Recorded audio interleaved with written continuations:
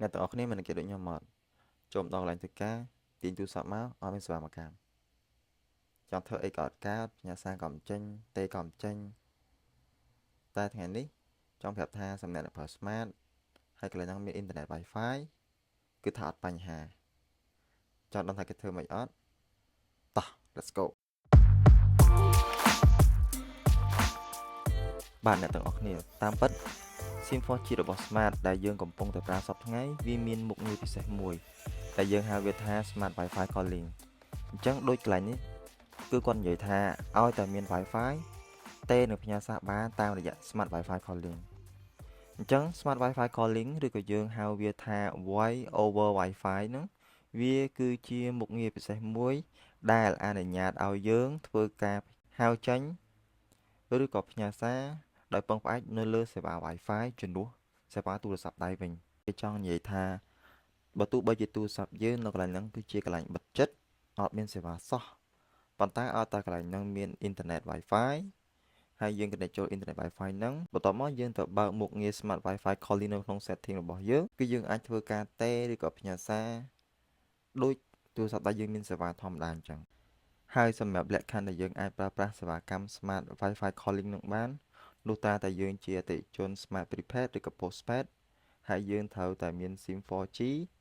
ហើយទូរស័ព្ទរបស់យើងដែលយើងកំពុងតែប្រើហ្នឹងគឺវា support មុខងារហ្នឹងអញ្ចឹងអ្នកទាំងអស់គ្នាអាចឆែកមើលបានថាតើទូរស័ព្ទរបស់អ្នកទាំងអស់គ្នាមាន Smart Wi-Fi Calling អត់អញ្ចឹងទី1គឺមាន model Samsung ទី2គឺ model Huawei ហើយសម្រាប់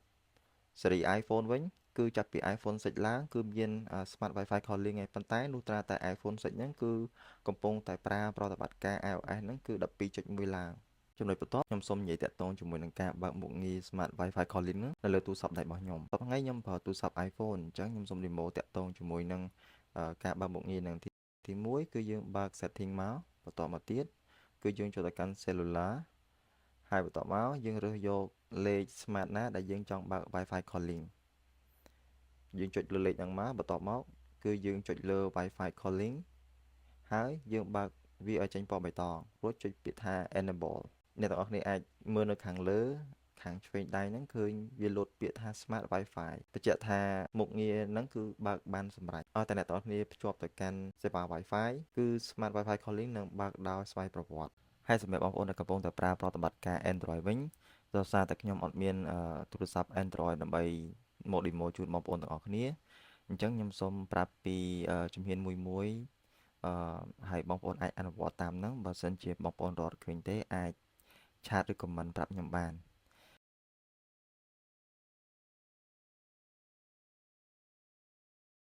ទី1ដើម្បីអាចធ្វើការបើកនៅលើ Android បានអ្នកទាំងអស់គ្នាចូលទៅកាន់ setting ហើយអ្នកទាំងអស់គ្នាអាចរកពាក្យនៅក្នុងចំណោមពាក្យទាំងអស់ហ្នឹងដូចជាមានពាក្យថា mobile network ឬក៏ពាក្យថា